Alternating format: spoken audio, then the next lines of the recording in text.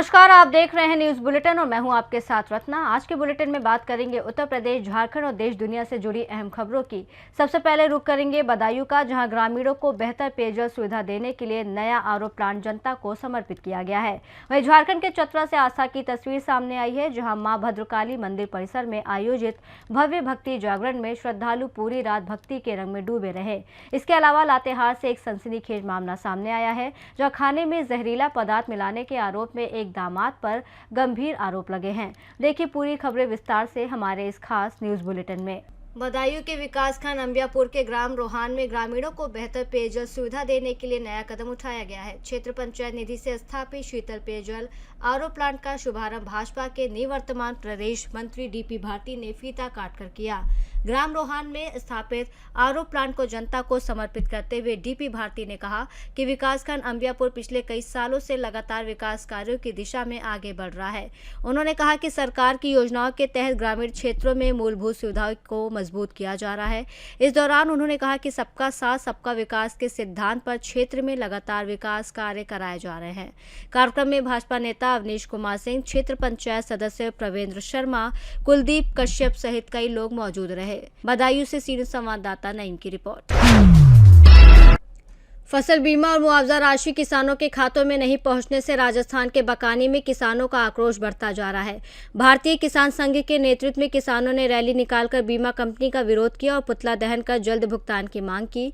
बकानी तहसील क्षेत्र में प्रधानमंत्री फसल बीमा योजना खरीफ 2025 की बकाया बीमा दावा राशि और राज्य सरकार की आपदा राहत राशि नहीं मिलने के विरोध में भारतीय किसान संघ का अनिश्चितकालीन धरना तीसरे दिन भी जारी रहा।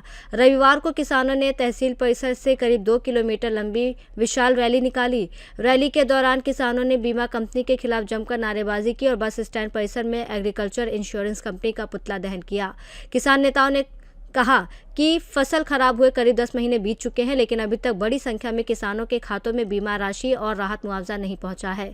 उन्होंने चेतावनी दी कि जब तक किसानों के खाते में राशि नहीं पहुंचती, आंदोलन जारी रहेगा। किसानों ने प्रशासन से जल्द समाधान की मांग करते हुए आगे उग्र आंदोलन की चेतावनी दी है।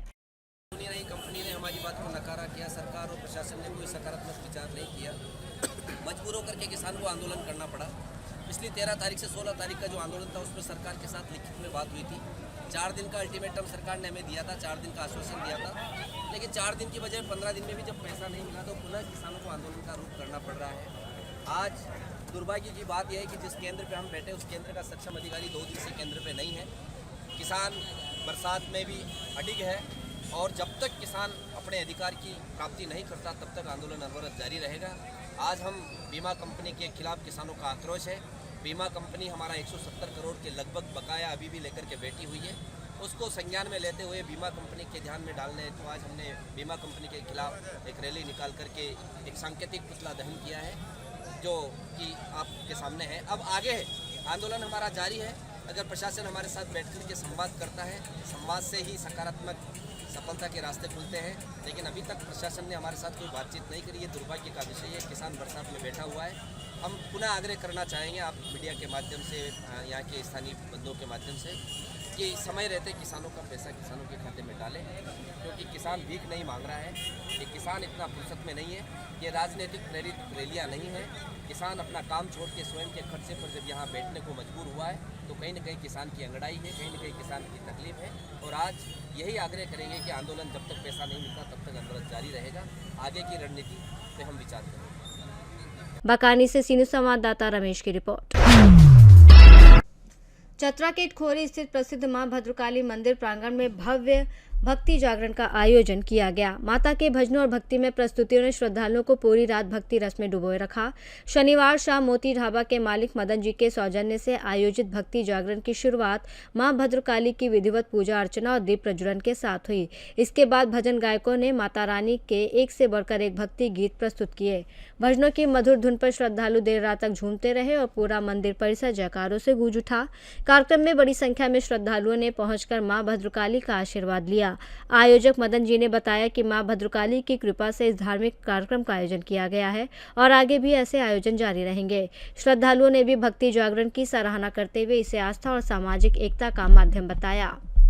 चतरा से सीनियर संवाददाता सिंधु सिंह की रिपोर्ट। लातेहार के गारू थाना क्षेत्र से सनसनीखेज मामला सामने आया है। यहां खाने में जहरीला पदार्थ मिलाने के आरोप में एक दामाद पर गंभीर आरोप लगे हैं। घटना में ससुर, सास और जेठ सास की हालत बिगड़ गई, जिन्हें इलाज के लिए अस्पताल में भर्ती कराया गया है। वहीं आरोपी दामाद घटना के बाद से फरार है। मामला बारिसाण थाना क्षेत्र के रामसेली गाँव के टोला हेटडी का है। पीड़ितों की पहचान सुभाष बिरजिया, उनकी पत्नी बसंती देवी और बेटी सोनिया बिरजिया के रूप में हुई है। बताया जा रहा है कि रविवार को सुभाष बिरजिया और उनकी पत्नी खेत में मकई की फसल की सफाई करने गए थे। घर लौटने के बाद उन्होंने भोजन किया। भोजन करने के कुछ देर बाद तीनों की तबीयत बिगड़ने लगी और उन्हें चक्कर आने लगे। ग्रामीणों ने भोजन में जहरीला पदार्थ मिलाए जाने की आशंका जताई। सूचना मिलने पर बारिसाण थाना प्रभारी राजीव रंजन पुलिस बल के साथ मौके पर पहुंचे और तीनों घायलों को इलाज के लिए अस्पताल भेजा। पुलिस के अनुसार मामले की जाँच की जा रही है। आरोपी दामाद बनारसी बिरजिया की तलाश में छापेमारी की जा रही है। घटना के पीछे की वजह का पता लगाने के लिए पुलिस सभी पहलुओं की जांच कर रही है। गारू लातेहार से सीनू संवाददाता बबलू खान की रिपोर्ट। सावन के पावन महीने में शिव भक्ति का उत्साह चरम पर है। ललितपुर में कुंडेश्वर धाम से देवरान गांव के लिए भव्य कांवड़ यात्रा निकाली गई। सैकड़ों शिव भक्तों ने कांवड़ लेकर भगवान भोलेनाथ के जयकारों के साथ यात्रा शुरू की। ललितपुर जनपद के विकासखंड बार स्थित ग्राम पंचायत देवरान की कांवड़ सेवा समिति के तत्वाधान में इस धार्मिक यात्रा का आयोजन किया गया। यात्रा की शुरुआत कुंडेश्वर धाम से समिति अध्यक्ष पवन साहू के नेतृत्व में हुई। कांवड़ यात्रा में शामिल शिव भक्त पूरे रास्ते बम बम भोले और हर हर महादेव के जयकारे लगाते हुए देवरान के लिए रवाना हुए। भक्तों में आस्था और उत्साह का माहौल देखने को मिला। समिति के सदस्यों ने बताया कि ये कांवड़ यात्रा गांव की सुख समृद्धि, खुशहाली, अच्छी वर्षा और जन कल्याण की कामना को लेकर निकाली गई है। ललितपुर से सीनू संवाददाता संजय रजक की रिपोर्ट। ललितपुर पुलिस ने वारंटियों के खिलाफ चलाए जा रहे अभियान के तहत एक वारंटी को गिरफ्तार किया है। थाना बार पुलिस ने कार्रवाई करते हुए आरोपी को न्यायालय में पेश किया। पुलिस अधीक्षक के निर्देशन और अपर पुलिस अधीक्षक क्षेत्राधिकारी तालबेहट के पर्यवेक्षण में वारंटियों की गिरफ्तारी के लिए अभियान चलाया जा रहा है। इसी क्रम में थाना बार पुलिस ने एक वारंटी सूरजपुत्र हिंदूपत निवासी ग्राम भैलोनी सुवा को गिरफ्तार किया। प्रभारी निरीक्षक थाना बार के नेतृत्व में गठित पुलिस टीम ने कार्रवाई को अंजाम दिया। गिरफ्तारी टीम में उप निरीक्षक मान सिंह और पीआरडी जवान अजीम अली शामिल रहे। गिरफ्तार वारंटी को आवश्यक विधिक कार्रवाई के बाद न्यायालय भेज दिया गया। ललितपुर से सीनू संवाददाता संजय रजक की रिपोर्ट। मोतिहारी के तुरकौलिया थाना परिसर में चेहल्लुम पर्व को शांतिपूर्ण और सौहार्दपूर्ण माहौल में संपन्न कराने को लेकर शांति समिति की बैठक आयोजित की गई। बैठक में जनप्रतिनिधियों, सामाजिक कार्यकर्ताओं और विभिन्न समुदाय के लोगों ने हिस्सा लिया। बैठक की अध्यक्षता अंचलाधिकारी प्रभात कुमार ने की और इस दौरान लोगों से चेहल्लुम पर्व को आपसी भाईचारे और शांति के साथ मनाने की अपील की गई। थानाध्यक्ष रंजीत कुमार ने बताया कि पर्व को लेकर सभी तैयारियां पूरी कर ली गई हैं। जुलूस निकालने के लिए लाइसेंस लेना अनिवार्य होगा। साथ ही डीजे बजाने और हथियारों के प्रदर्शन पर रोक रहेगी। बैठक में जिप प्रतिनिधि हेमंत किशोर वर्मा, मुख्य राम जन्म पासवान, सुनील कुमार, अशरफ आलम, विनोद सिंह, क्यामुद्दीन अंसारी, शंभू प्रसाद सहित कई लोग मौजूद रहे। शांति समिति की बैठक में हम लोग यहाँ दोनों समुदाय के लोग सभी लोग आए थे मीटिंग में। हर साल के भांति इस साल भी हम लोग आपस में मिलजुल कर मुहर्रम ऐसी त्यौहार जो है चहलुम का उसको हम लोग मनाएंगे।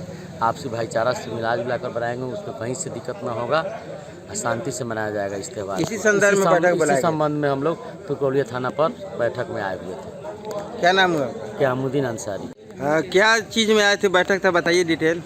चहल्लुम के लिए जो तजिया निकलता है ना चहल्लुम का, उसी का शांति समिति का बैठक हो रहा था।